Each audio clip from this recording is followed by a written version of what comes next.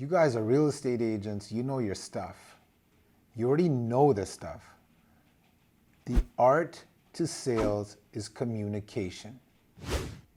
The art to any successful relationship is communication.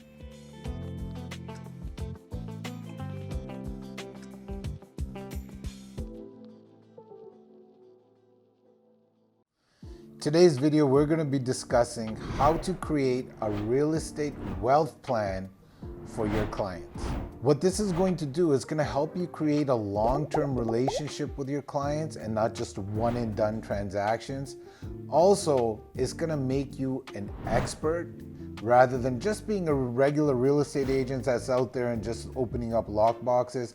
They're going to come to you for advice.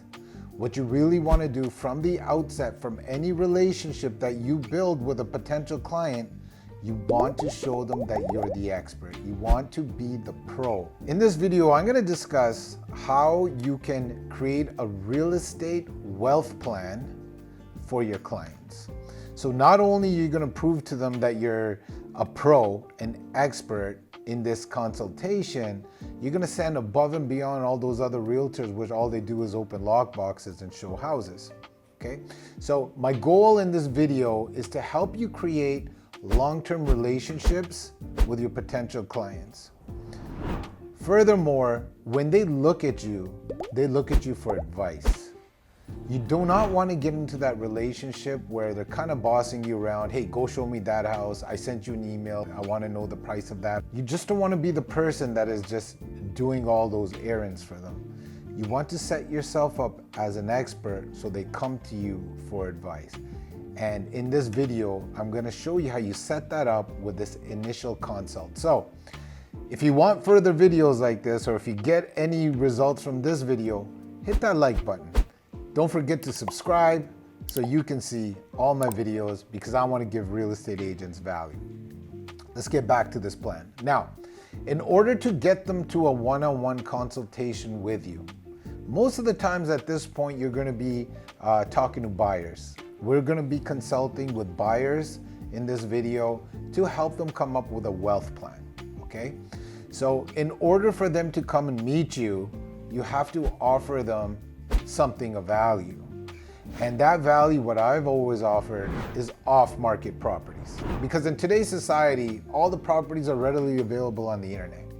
They have everything on their fingertips. So what they need to come to you for is you showing them off-market properties. That's for somebody you're just making a new relationship with. We will cover that on another video. Also, your past clients will want to come with you and you can do these consultation or only referrals or repeat business, okay? So we'll cover all that stuff in another video. For this video, let's go over the initial consult. So when the buyer is in front of you, obviously, you're going to have a checklist of everything that they need in a property. I'm not going to go over that in this video. Type of homes, the area of home, how many bedrooms, how many bathrooms. Those are things you already know how to do. So I'm not going to repeat that. Along with that, I want you to start it off by this one-liner.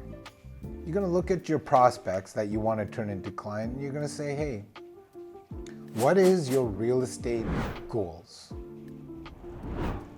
And I'm going to tell you, when you do this enough times, sometimes you're going to see blank faces. They don't understand what you're talking about, because a lot of people, they're finding a home. They're not really purchasing real estate. The difference between those two things is somebody like a family or a couple or whatever it is, they just want a home, somewhere to lay their head. They don't understand the power of real estate and how it can bring them financial freedom. So after you ask them what their goal is, and if they don't know, you're going to help them a little bit. What you're going to say is, okay, Mr. and Mrs. Buyer, are you looking to stay here for a few years, at least 5 years? What are your goals? And they might get into, oh, I want my kids to be in the best schools. I want to be near parks. You're going to stop them and you say, okay, we already have that, but we're going to get into how to make money. You're going to have to start from the basics with a lot of prospects at this point. Stuff you may already know, but you don't communicate.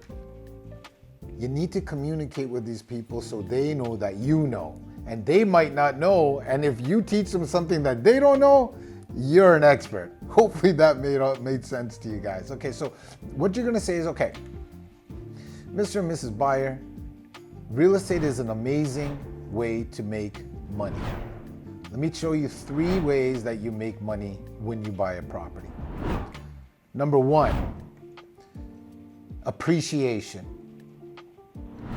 You're gonna explain to them what appreciation in a property is. Appreciation happens over time as you hold real estate. We all know, if you look at the history of real estate, that real estate goes up over time. Yes, it has its little dips and valleys, but over time, real estate appreciates. So you're gonna give them an example. You're gonna say, hey, Mr. and Mrs. Buyer, your budget right now is $600,000. You're looking for a property in so-and-so area. You're looking to live there in 5 years. What's gonna happen in 5 years? This property that's $600,000, if we go ahead and look at historically the trends, it's gonna be worth X amount of dollars 5 years from now, 6 years from now. Let's call that $800,000. So they just made $200,000 in appreciation. You're gonna write that down for them. You're gonna write it down. You bought the property for $600,000, and in X amount of years, you just sold it for $800,000. You just made $200,000. And you're gonna explain to them how hard it is to get a lump sum of money like that. Even if you are making a good salary, it's still hard to save that up.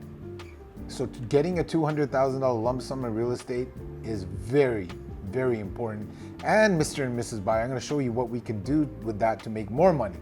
The second way you can make money in real estate is cash flow. When you rent out a property, let's say it's a duplex, meaning there's a unit at the top and there's a unit in the basement. Say again, you buy this property for $600,000, you're renting up the top for $2,000, and you're renting out the bottom for $1,000. Okay, that means this property is earning you revenue of $3,000 a month. Now, let's say your expenses, which the majority of that is going to be your mortgage and your property taxes, will be second to that. Let's say your expenses are $2,500 a month. So when you take $3,000, you minus $2,500, your cash flow is $500. Maybe they're looking for an investment, so that's part of your goals. Okay, so maybe they're just looking for an investment property, then you need to be talking about cash flow. If they're just looking for a home, we can describe cash flow differently. We can say, hey, there might be a time where you want to upgrade your home, and we will try our best to keep this property as a rental property. At that point, you need to know what cash flow is. So that is the important. My goal for you, Mr. and Mrs. Buyer, is to create a wealth plan. That's cash flow. Third way you can make money in real estate is principal pay down. Building your equity. What does that mean? Well, let's say that $600,000 property, let's say your mortgage payment on that is $2,500.